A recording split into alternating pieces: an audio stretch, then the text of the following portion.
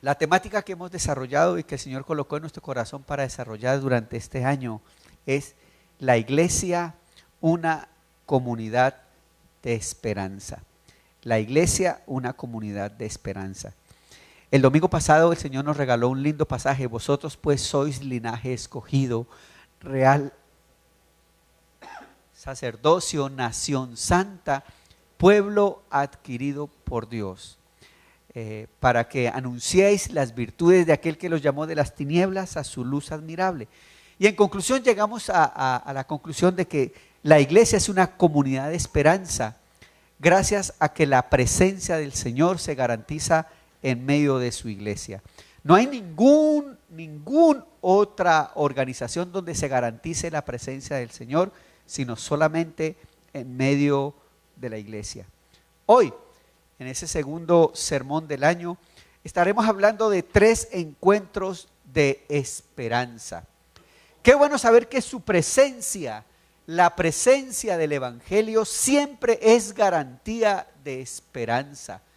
En medio de un mundo de dolor, de descomposición, de tristeza, la presencia y la irrupción del poder del Evangelio y de manera particular de la persona de Jesucristo, esa presencia es esperanza y garantía de esa esperanza. Hoy veremos 3 encuentros, 3 preciosos encuentros de esperanza.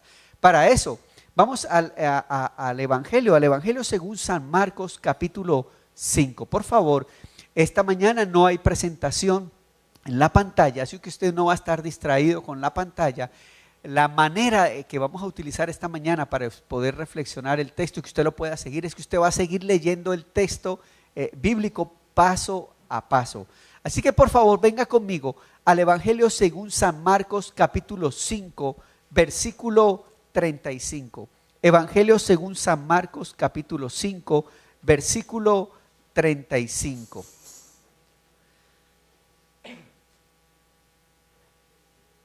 Dice así la palabra del Señor.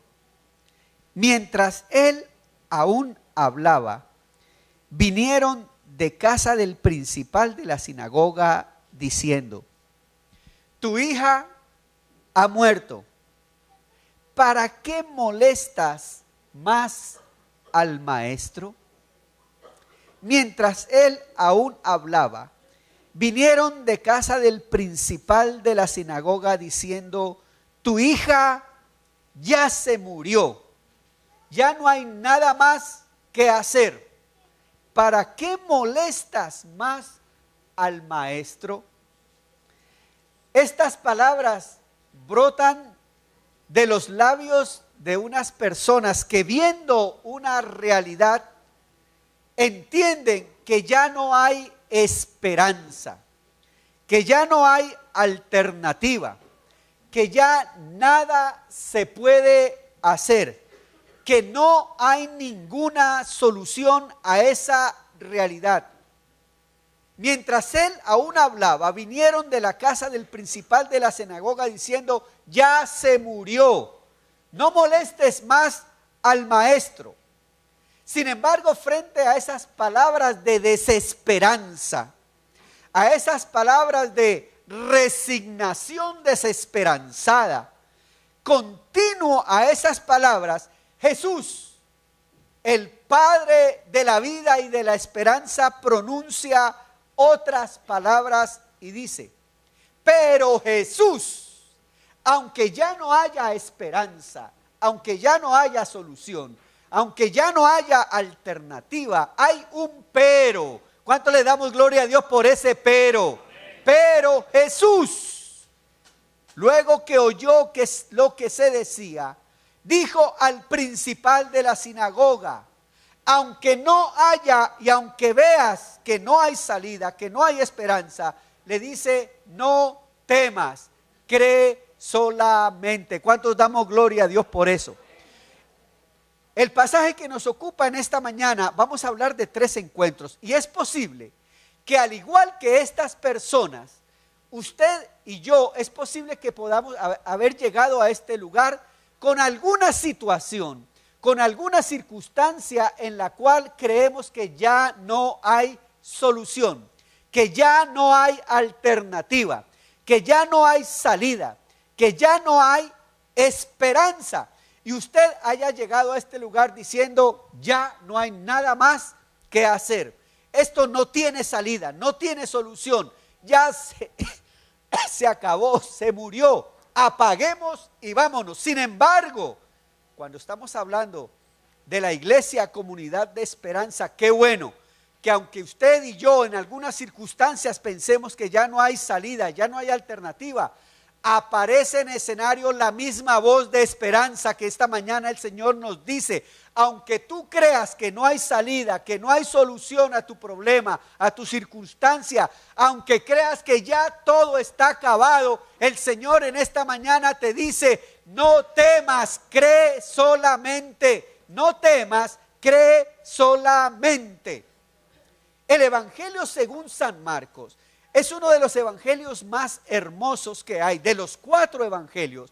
Es el evangelio de la acción, es el evangelio de mayor acción. El propósito del evangelista Marcos justamente es presentar a Jesús en acción. Jesús como el siervo, aquel que dejó todo para venir a servir. Así que en las letras del libro de Marcos vamos a encontrar a Jesús todo el tiempo sirviendo. El evangelio en acción. Se considera entonces que el evangelista Marcos, el evangelio de Marcos, en el cual están estas frases que hemos leído, es el evangelio en acción. ¿Quiere ver usted el evangelio en acción? ¿A cuánto les gustan las películas en acción, las películas de acción? Cuando usted ve una película de acción, usted todo el tiempo está ¿qué? Pendiente. Hay una película que a mí me fascina, una serie de películas que a mí me fascina. Déjeme decirles, es bueno que los cristianos vean películas. Hay algunas películas interesantes. ¿Cuántos vieron la película de Indiana Jones? Las películas de Indiana Jones. ¿Cuántos les gustan las películas de Indiana Jones? ¿Cómo? ¿Cuál es la película más famosa de Indiana Jones?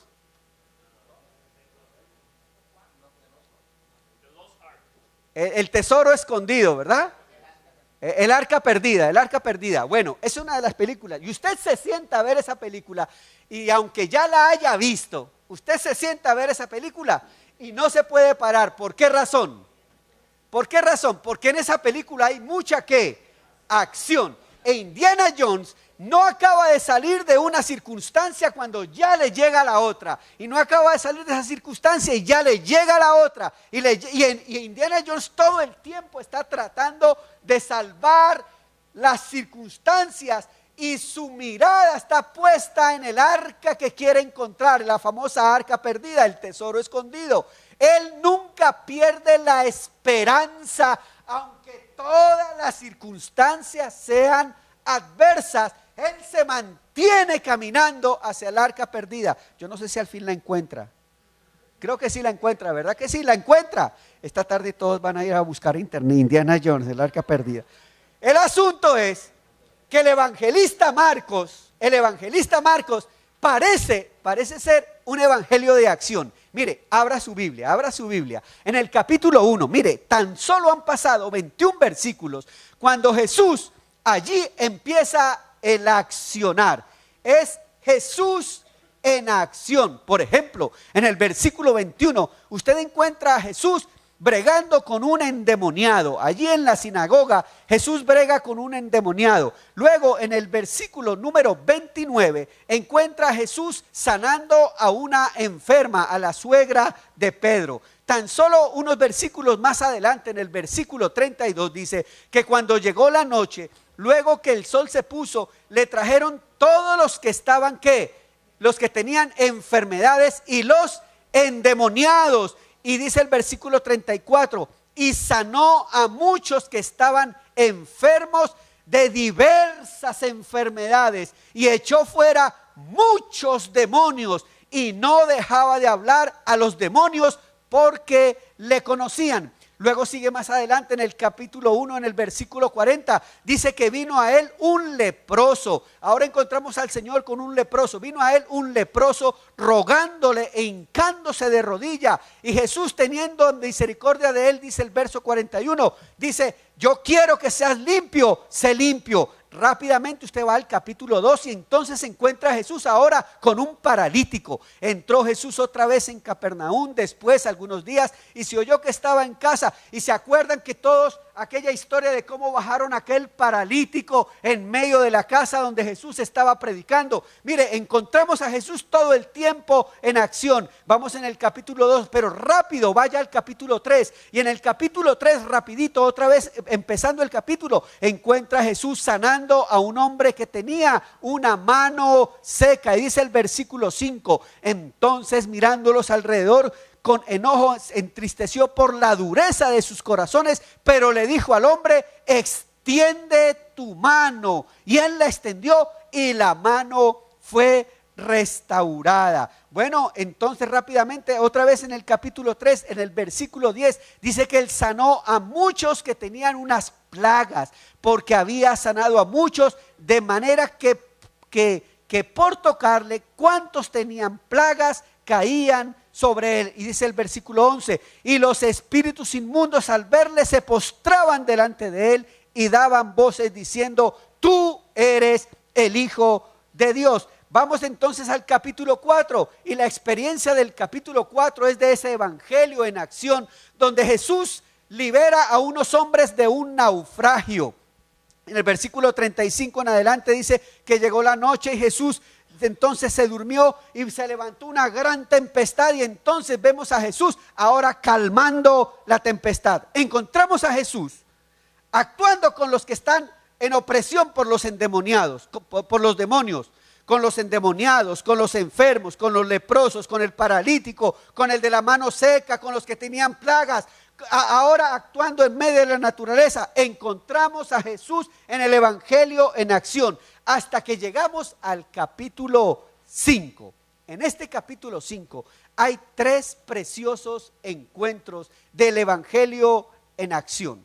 Hay 3 encuentros. El primer encuentro está narrado del capítulo 5, versículo 1 al versículo 20. Y la narración habla de que Jesús se encuentra con un tremendo endemoniado. Un endemoniado. La descripción que se da de este encuentro es la siguiente. Siga conmigo el capítulo 5 del libro de Romanos. La descripción que se da dice que ese endemoniado vivía en los sepulcros, dice el versículo 2, y cuando salió de él de la barca, enseguida vino a su encuentro de los sepulcros un hombre con un espíritu inmundo. Y dice el versículo 3 y 4 que además de que vivía en el cementerio, que vivía en medio de los sepulcros, su condición era terrible e incontrolable. Dice el versículo 3 que tenía su morada en los sepulcros y nadie podía atarle ni con cadenas. Dice el versículo 4, porque muchas veces había sido atado, amarrado con grillos y con cadenas, mas las cadenas habían sido hechas pedazos por él, desmenuzadas los grillos, y nadie lo podía dominar. Parece que la descripción que presenta el evangelista de este hombre, un hombre que vivía en los sepulcros, un hombre incontrolable, poseído por un tremendo demonio, y vamos a ver más adelante, enloquecido, fuera de sí, fuera de control. Nadie lo podía controlar. El asunto era que también se maltrataba a sí mismo, se hacía daño a sí mismo. El versículo 5 dice, y siempre de día y de noche andaba gritando por los montes y en los sepulcros, y se hería a sí mismo con piedras. Podríamos decir un loco, recontra loco, un endemoniado, loco por el diablo. ¿Qué esperanza había para este pobre hombre? Bueno, estaba tan y tan lejos de Dios que el texto bíblico lo menciona. El versículo número 6 dice que después que Jesús, que vio a Jesús como lo vio de lejos, su condición, y el texto menciona que de alguna u otra manera la condición de aquel hombre era que estaba supremamente lejos de Dios. Pero además de que estaba lejos de Dios, estaba poseído por un espíritu terrible llamado Legión. El versículo 3 dice que tenía su morada en los sepulcros y nadie podía atarle ni aún con cadenas. El versículo 6 dice que vino y se arrodilló delante de Jesús. Y Jesús le dice, él clamando a Jesús: ¿qué tienes conmigo, Hijo del Dios Altísimo? Te conjuro por Dios que no me atormentes. Porque le decía Jesús: sal de este hombre, espíritu inmundo. Y el verso 9 dice que Jesús le pregunta al espíritu: ¿cómo te llamas? Y el espíritu le dijo: me llamo Legión, porque somos muchos. Mire, este hombre enloquecido tenía adentro una legión de espíritus. Me llamó poderosamente la palabra legión y fui al diccionario. ¿Y sabe qué era legión? Legión era una cuenta, un número de cuenta romano. Y era una forma de decir que los romanos dividían el ejército romano en grupos, ¿verdad? Y uno de los grupos en los cuales dividía el ejército romano era legión. ¿Sabe cuántos soldados componían una legión? Una legión de soldados romanos estaban compuestos entre 3,000 y 6,000 soldados.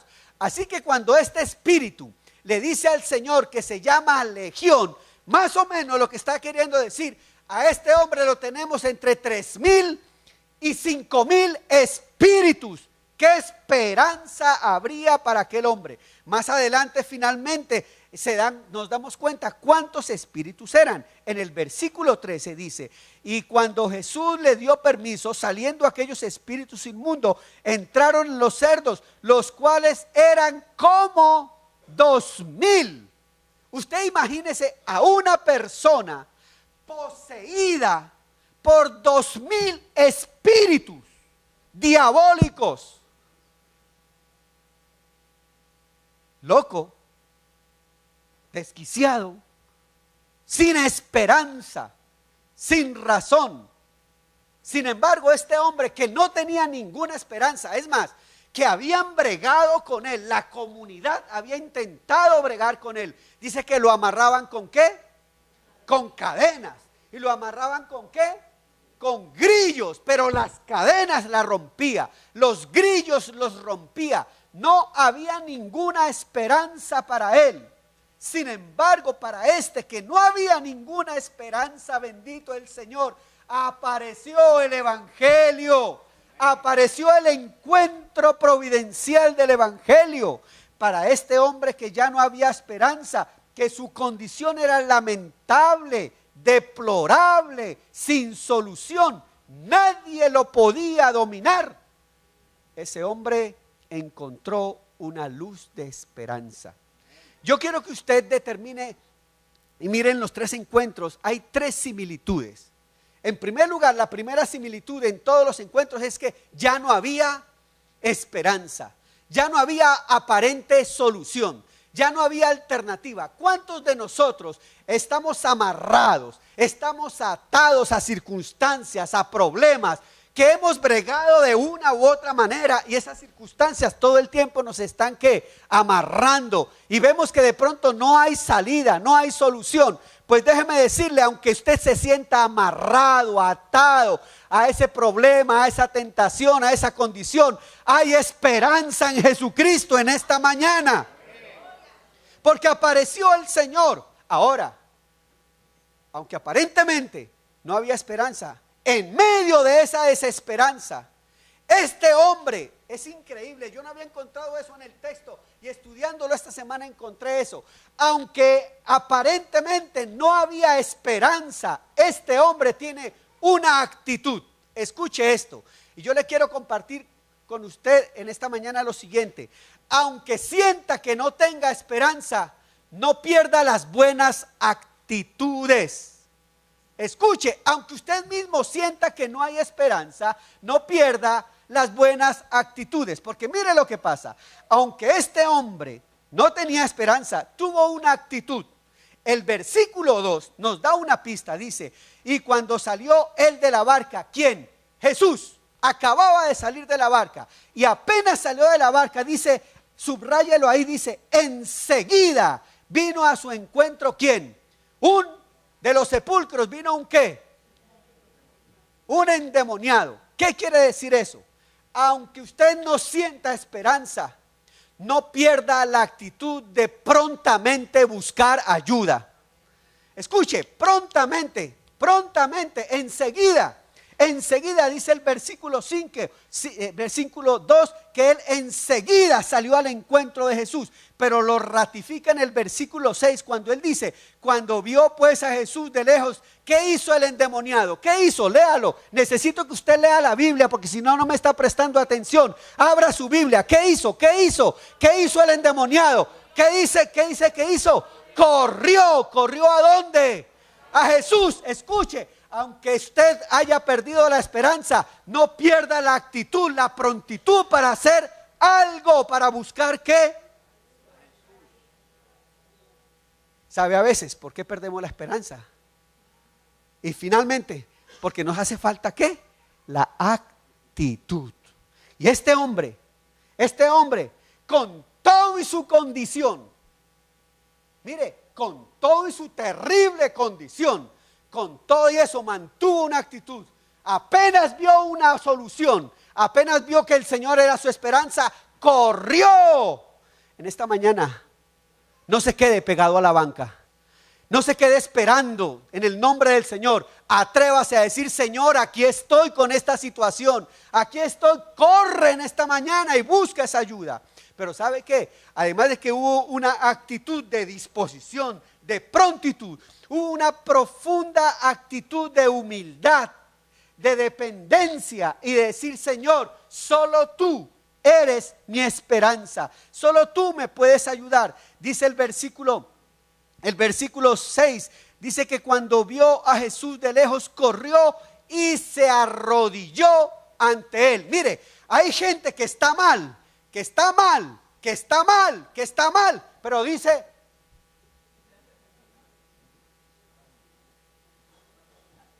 y no hay esa actitud de humildad, de reconocer que necesitamos la ayuda y la intervención del Señor.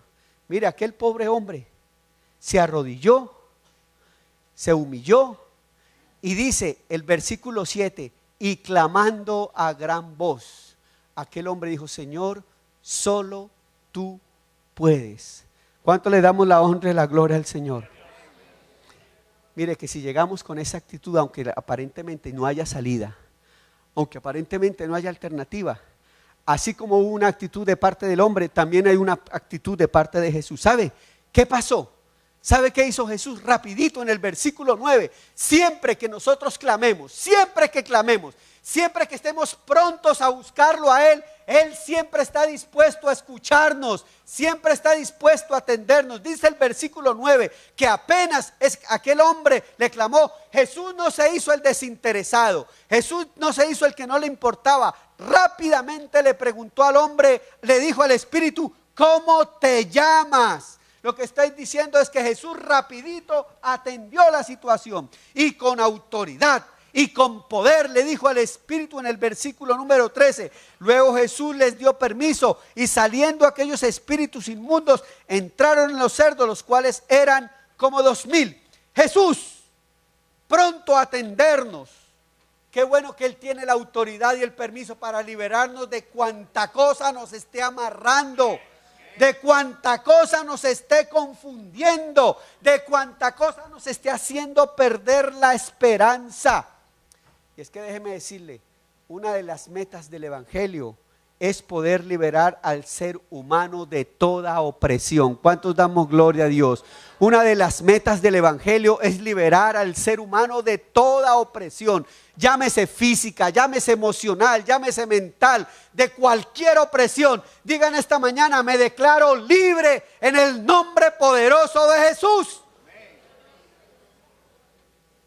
Libre de todo desánimo, libre de toda depresión, de toda amargura, libre de todo pecado que me está ahí carcomiendo, que creo que ese pecado me pesa y me pesa. Pues en esta mañana el Señor ha venido a romper esas cadenas y a decirle a esa condición: váyanse. El Señor estuvo pronto a atender a aquel hombre y lo hizo con toda la autoridad y el poder que él tenía para hacerlo. El resultado de este desesperanzado lo encontramos que al final, en el versículo número 15, dice que vienen a Jesús y ven al que había sido atormentado del demonio y al que había tenido la legión, dice el 15, lo encontraron sentado. Esa actitud de sentado, ¿sabe qué quiere decir? Reposo. ¿Ustedes cómo empezó la escena? ¿Cómo empezó la escena? Gritando, alborotado, en los sepulcros, sin paz. Y a veces, mira el que tiene al lado, ¡ay, la vida, y corriendo por la vida! Pero aquí lo encontró, ahora ¿cómo? Lo encontraron sentado, en paz, en reposo, en tranquilidad. ¿Sabe? Él ya hizo lo que tenía que hacer, buscó la ayuda, y después de que buscó la ayuda, confió y se sentó a esperar en el Señor. ¿Por qué no le dice: Señor, yo espero en ti? Yo quiero reposar en ti, quiero estar sentado, no quiero correr más, quiero estar sentado, reposado, tranquilo, en paz, dame esa paz. Pero además de que lo encontraron sentado, lo encontraron bien vestido. Recuerdan que antes andaba por los sepulcros medio desnudo, como un loco. Ahora lo encontraron bien vestido. ¿Sabe qué? Eso es señal de dignidad. El encuentro con el Evangelio nos da una nueva dignidad, honra, restaurado. El que lo encontraron vestido quiere decir que lo encontraron ahora con dignidad, honra, restaurado. Pero finalmente el versículo 15 dice: sentado, vestido y en su juicio cabal. Eso habla de sanidad mental. Repita conmigo: sanidad mental. Sanidad mental. ¿Ustedes vieron cómo empezó ese escenario sin sanidad qué? Mental ni emocional. Ahora este hombre, después de que se encontró con el Evangelio, está con sanidad mental, con conciencia y con esperanza. Bendito el Señor. Yo no sé si en esta mañana tú has llegado aquí con algún tipo de atadura, con algún tipo de amarradijo, en Colombia decimos, con algún nudo, con algo pendiente. Pues sabe que en esta mañana y ahora que estamos empezando el año, suéltelo en el nombre del Señor. No pierda la esperanza, suéltelo. Suelte a ese que le hizo daño años atrás. Perdónelo, suéltelo en el nombre del Señor. Suelte a ese que habló mal de usted. Suéltelo en el nombre del Señor. Suelte ese error del pasado. Suelte ese hierro del pasado. La Biblia dice que la sangre de Cristo me limpia de todo. De modo que si alguno está en Cristo, nueva criatura es. Las cosas viejas que pasaron. Diga: suelto todo lo feo, todo lo malo en el nombre poderoso de Jesús. Suéltelo. Miren, el primer encuentro es de un hombre que estaba muy, pero muy lejos de Dios. Pero a diferencia de este primer encuentro, hay un segundo encuentro. Venga conmigo, ese segundo encuentro lo encontramos narrado desde el versículo 21 hasta el versículo 42. En esta ocasión, el encuentro de esperanza no es con un endemoniado. Miren, el encuentro de esperanza es con un religioso. Uno bien vestido. ¿Usted está conmigo? Un religioso, un bien vestido. La Biblia dice en el versículo 21 que pasando otra vez en una barca a la orilla, se reunió alrededor de él una gran multitud y él estaba junto al mar. Y dice el versículo 22, y vino uno de los principales de la sinagoga. Muy bien, cuando el Marcos nos da este detalle de un principal de la sinagoga, lo que nos está diciendo, ahora el encuentro no es con un endemoniado, ahora el encuentro es con uno bien puesto, bien vestido, bien arreglado, un religioso, un principal de la sinagoga. En el contexto en el cual se da el pasaje, los principales de la sinagoga eran los supervisores del funcionamiento de la sinagoga, eran los encargados de la adoración y de la enseñanza, entre otras cosas. Para ser principal de la sinagoga, inevitablemente tenía que ser un fariseo. Y como fariseo era un orgulloso de cumplir la ley y de estar bien cerca de ¿quién? Bien cerca de Dios, un cumplidor de la ley. Todo lo opuesto ¿a quién? Al endemoniado. Ahora encontramos a un religioso. Podríamos decir, ahora encontramos a uno que va a la iglesia, a uno que paga los diezmos, a uno que ora, a uno que ayuna, a uno que cumple todo lo que se debe hacer y que cree y entiende que de alguna manera está bien cerquita de Dios. Pero que aunque está bien cerquita de Dios, ese hombre también pasa por momentos de desesperanza. Porque ese religioso, dice la narración bíblica, que tenía una hija. Y el versículo número 23 dice, vino uno de los principales de la sinagoga llamado Jairo.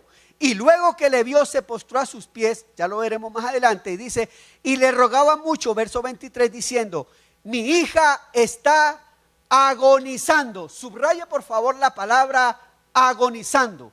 Cuando yo busqué en el diccionario la palabra agonizando, yo pensé encontrar un significado grande. ¿Y sabe qué quiere decir agonizando? Agonizando quiere decir casi muerto. Muriendo, casi muerto.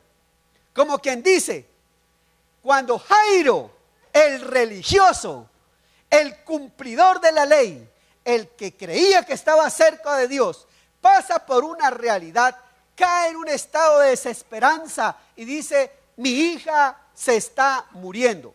Si Jairo se atrevió a ir a Jesús, sabiendo que Jairo era un fariseo, a mí me parece que antes de ir a Jesús, Jairo ya había agotado todos los recursos posibles.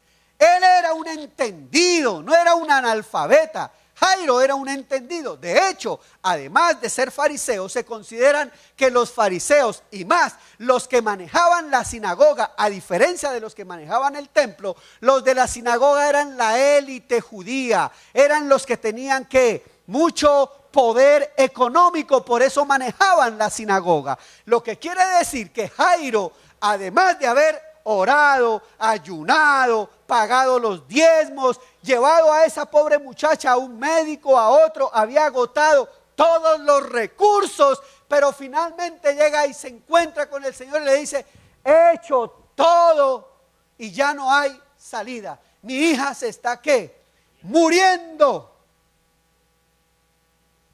¿Cuántos de nosotros, aunque ayunamos, aunque oramos, aunque estamos en la iglesia, aunque estamos haciendo todo lo que es posible, pasamos por circunstancias donde sentimos que ya nuestros recursos no podemos, ya no hay salida y es posible que caigamos en momentos de desesperanza? Sin embargo, aquel desesperanzado también tuvo una actitud, otra vez, y aquel hombre, al igual que el endemoniado, tuvo la misma actitud. Y cuando entendió que él había agotado todos sus recursos, pero se enteró que Jesús es la esperanza, dice el versículo número 22, que vino uno de los principales. La palabra vino muestra que él estuvo dispuesto y pronto a buscar esa ayuda, pero también vino con una actitud de humildad. El verso 22 dice que vio a Jesús y se postró a sus pies. Eso es un dato inmenso. Escuche, un fariseo, y ustedes ven en los evangelios la cantidad de confrontaciones que hay entre Jesús y los fariseos, pero en esta ocasión encontramos a un doctor de la ley, a un principal, a uno que de alguna u otra manera no creían ni iban con Jesús, arrodillado, postrado delante del Señor.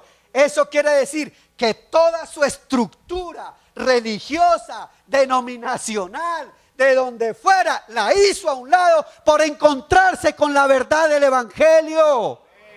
¿Cuánto le damos gloria a Dios al Señor?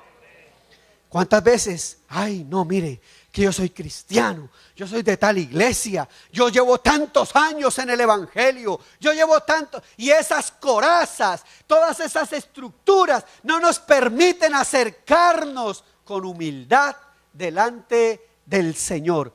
Este religioso tuvo una actitud de prontitud, de humildad, pero también de profunda determinación, porque el verso 23 dice, y le rogaba mucho.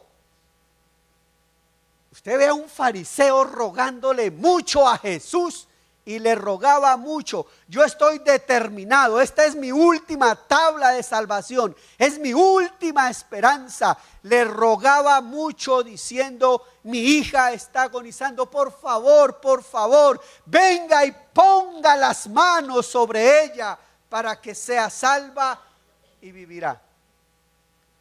Me parece que además que de todo lo que la ley que conocía el fariseo, este fariseo de alguna u otra manera había escuchado que en Jesús había esperanza.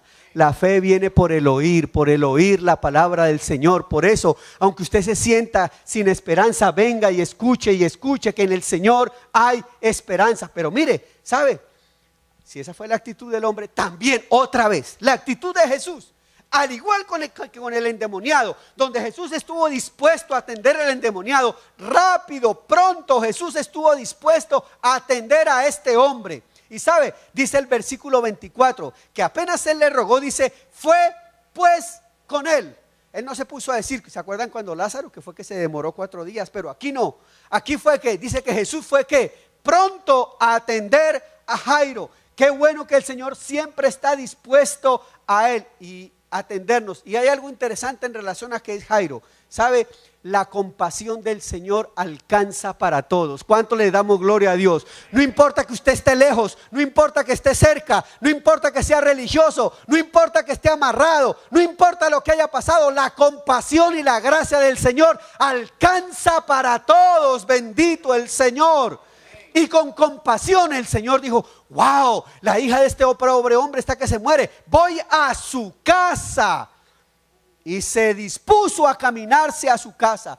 Jesús también me enseña en este pasaje que Él no hace discriminación. Él no discrimina entre el rico y el pobre, entre el hombre y la mujer. Escuche, Jesús no hace ningún tipo de discrimen. Y así como atendió a aquel endemoniado, ahora está dispuesto a atender aquí al doctor de la ley. Déjeme decirle, no le dé temor a hablarle del evangelio a su jefe. No le dé temor de hablarle del evangelio al médico, al doctor, al ingeniero, al arquitecto. Podrán saber de medicina, podrán saber de arquitectura, pero necesitan escuchar la voz de esperanza del evangelio. ¿Cuánto le damos gloria a Dios por eso? Podrán saber de mucho, pero necesitan escuchar la voz del evangelio. Jesús aquí estuvo dispuesto a atender a aquel hombre con compasión, sin discriminación y ¿sabes qué? Sin juzgarlo. Jesús, qué linda actitud de Jesús. Ay, usted es un fariseo, ustedes siempre están en contra mía. ¿Cuántas veces nosotros le vamos a compartir? Ay, pero este me hizo esto y este me hizo ese no lo ayudo. Que lo ayude Dios. Pues resulta que aquí no lo ayudó. Inmediatamente el Señor fue a atenderlo, no lo juzgó. Por la mente de Jesús no pasó si era fariseo o no era fariseo, si era doctor. Fue a atenderlo en el nombre del Señor. No lo juzgó. Es más, fue tal la compasión, la gracia, la solidaridad de Jesús, que me imagino que Jesús con su voz dulce y tierna lo abrazó y le dice, mijito, no temas, cree solamente, cree, no temas. Así que mire, se dispuso Jesús a ir allí, a la casa de este hombre. Yendo a la casa de él, yendo hacia allá, sucede el tercer encuentro. ¿Se saben qué pasó? Jesús salió con aquel hombre hacia la casa y había una gran multitud que lo seguía. Jesús llevaba en su mente aquella necesidad y en medio de ese caminar sucede un tercer y precioso encuentro. Me gusta lo que hace Marcos. porque eso es evangelio en acción. ¿Sabe? El Señor siempre está dispuesto, aunque creamos que está ocupado, Él siempre está dispuesto. El tercer encuentro, yendo hacia la casa de Jairo, se da con Jesús, que se encuentra con una mujer. Una mujer que, según la descripción que hace Marcos, una mujer que está sufriendo de una enfermedad terrible. Enfermedad que me imagino que hoy solamente podrían entender en su completa dimensión las mujeres. Los hombres no podríamos entender esta enfermedad en su completa dimensión. Pero ¿sabe qué? La Biblia da una descripción terrible de esta enfermedad. El versículo 25 dice que aunque la multitud lo apretaba, dice, pero una mujer que desde hacía 12 años padecía de un flujo de sangre, una enfermedad que le había causado un sufrimiento terrible. Me imagino que aquella mujer completamente desgastada físicamente, emocionalmente y, como vamos a ver más adelante, aún económicamente, porque dice el texto bíblico que había visitado a cuanto médico había en el momento y nada le había servido. Antes, dice el texto bíblico, le iba peor. Aquella mujer desgastada. Aquella mujer había sufrido mucho. El verso 26 dice, y había sufrido mucho. Cuando Marcos pone eso y lo registra, quiere decir que el sufrimiento de aquella mujer, sufrimiento físico, emocional, económico y social, porque una mujer en estado de menstruación en el contexto judío era considerada inmunda, y esta mujer con este flujo de sangre por 12 años socialmente había sido considerada inmunda. ¿Y qué culpa la muchacha? ¿Qué culpa la pobre mujer si estaba sufriendo de esta terrible enfermedad? Había sufrido mucho. Me imagino, apelando a la hermenéutica de observación, que si el texto dice había sufrido mucho, es posible que había perdido a su esposo, es posible que había perdido a sus hijos, que había perdido a su familia, que había sido echada fuera de la ciudad. Era considerada porquería y basura. ¡Wow! Había sufrido mucho y muchos médicos, y había gastado todo lo que tenía, lo que hace pensar que en algún momento tuvo. ¿Me hago entender? El texto bíblico dice que había gastado todo lo que tenía, lo que quiere decir que en algún momento ¿qué? Tuvo. Es posible que había sido ¿de qué? De alta sociedad. Ay, aquí les tocó el orgullo, porque déjeme decirle, ante todo que la dignidad, ¿sí o no?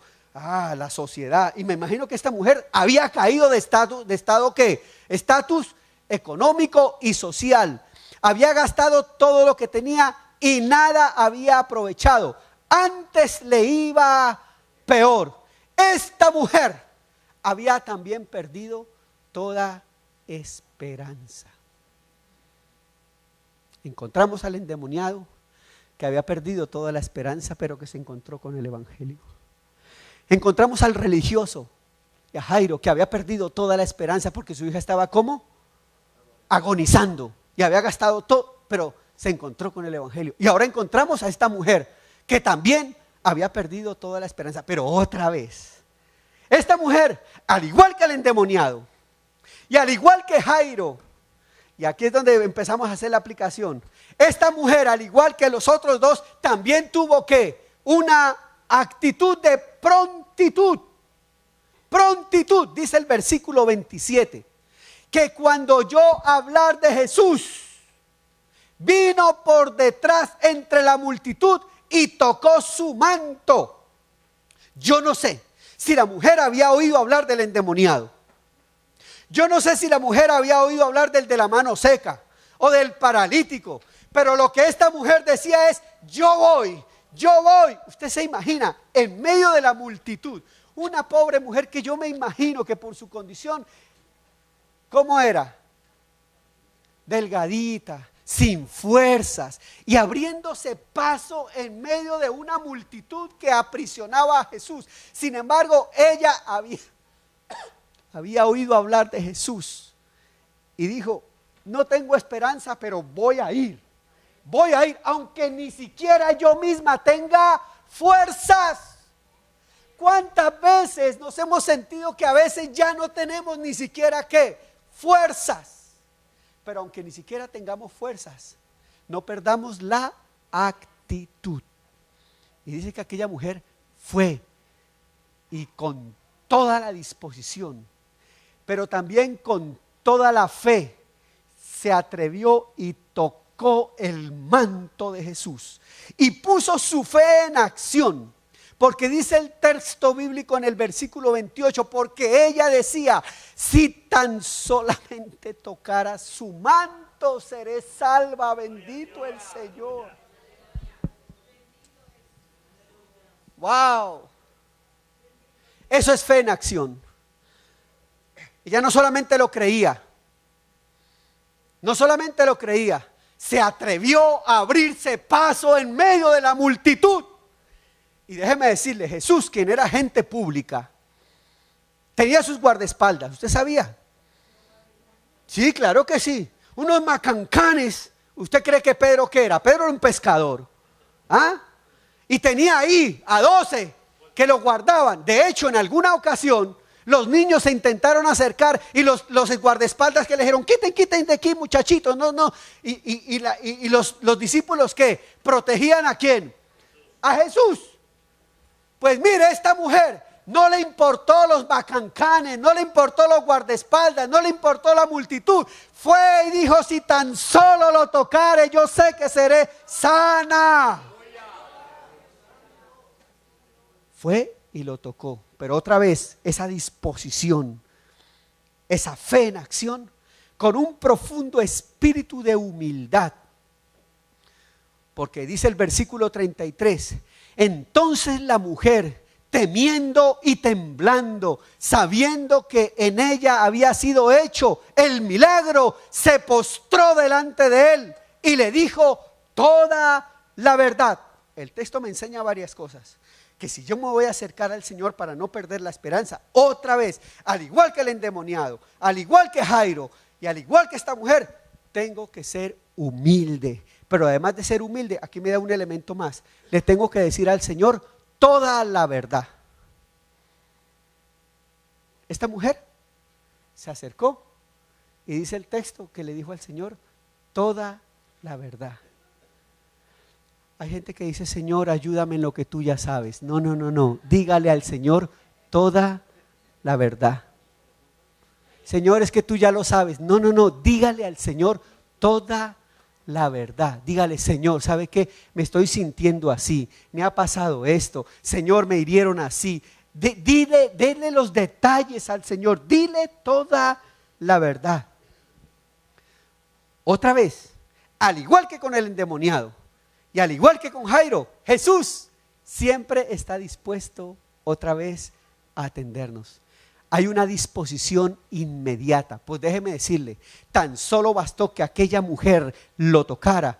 Dice el versículo 30, que luego que Jesús, conociendo en sí mismo el poder que había salido de él, y es que cuando tocamos al Señor con humildad, cuando tocamos al Señor con transparencia, cuando tocamos al Señor creyendo que Él es nuestra esperanza, se activa el poder de Dios.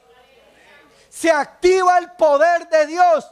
Y dice que poder salió de él.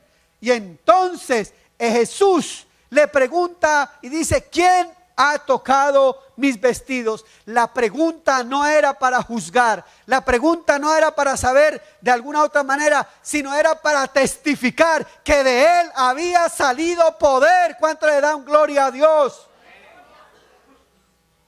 Era para testificar que de él había salido poder. Así que aquella mujer le dice toda la verdad y Jesús otra vez responde: hija, tu fe te ha salvado. Yo no sé si esta mañana llegaste aquí con un sufrimiento de años y de años y de años. ¿Sabe qué? atrévase a correr, a tocar al Señor, y que ese sufrimiento de años y de años y de años y de años pare hoy, gloria al Señor. Así como paró aquella mujer, ese flujo, pare hoy ese sufrimiento. Ahora sí, como dicen por ahí, pare de sufrir. Ustedes saben que los de Creciendo en Gracia andan hablando de pare de sufrir. Pues esta mañana el Señor le dice de verdad, pare de sufrir. Pero escuche, la historia no termina ahí. ¿Quién falta? ¿Quién falta? Pues resulta que la hijita estaba ¿qué? Porque era que Jesús iba para allá cuando le apareció ¿quién? La mujer. Pues mire, Jesús atendió el chicharrón de la mujer, atendió la situación de la mujer y se olvidó de Jairo. No. Algo lindo. Él nunca se olvida de nosotros. ¿Cuánto le damos gloria a Dios? Aunque sintamos que de pronto está olvidado y que se ha olvidado. Escuche, siga clamando, siga al lado de él. Jairo no se separó de él. Jairo fue testigo de todo lo que le pasó a la mujer, pero dijo, yo de él no me separo.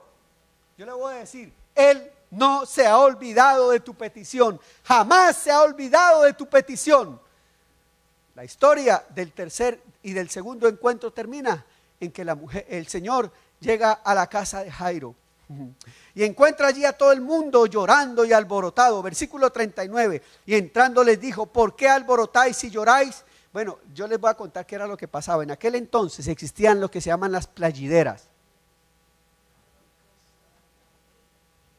Porque déjeme decirle, llorar a los muertos en aquel entonces era honroso para los muertos. Al muerto que no lo lloraban, era una deshonra en el contexto judío. De hecho, era tan honroso llorar a los muertos que pagaban a un grupo de mujeres llamadas playideras para que lloraran al muerto. Al que quiera aplicaciones, recibimos aplicaciones. Muchachita. Y Jesús les dice, no, ella no está muerta, ella está durmiendo. Y ellas que les habían pagado por llorar por el muerto, dijo, se dañó el negocio. Claro que sí, Jesús llegó a dañarles el negocio, porque Jesús le dice, no, ella no está muerta, está dormida. Y entonces, para que el negocio no se dañara, ellos empezaron ¿a qué? A burlarse. Pero ¿cómo que muerta? ¿Que dormida? Está bien muerta. ¡Ay! Ellos tenían que cobrar su sueldo. Tenían que justificar su sueldo. Y dice el versículo 40, lea el versículo 40, dice, y se burlaban de él. ¿Sabe qué?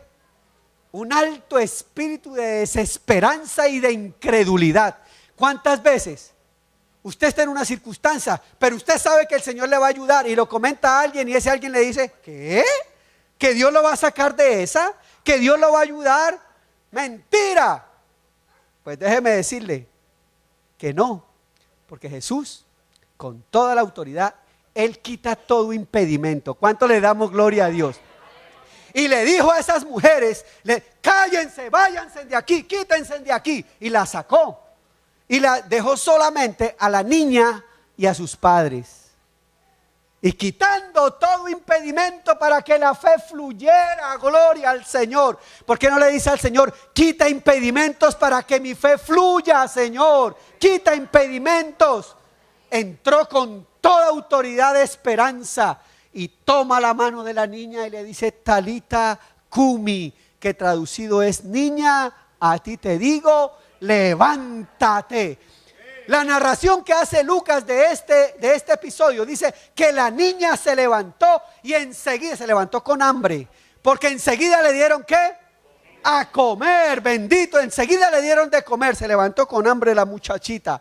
Déjeme decirle, eso da señal de que finalmente el Señor restaura de manera integral. Él hace las cosas completas. Muy bien, los 3 encuentros hemos terminado. ¿Qué aplicación hay para nosotros? La iglesia es una comunidad de esperanza. No porque seamos los religiosos, es más, es posible que entre nosotros mismos haya gente con ataduras, amarrados. gritando por la vida, lamentándonos. Muchos han bregado con nosotros y no han podido. Es posible que entre nosotros haya gente enferma físicamente como aquella mujer y haya bregado con esa enfermedad por años y años y años.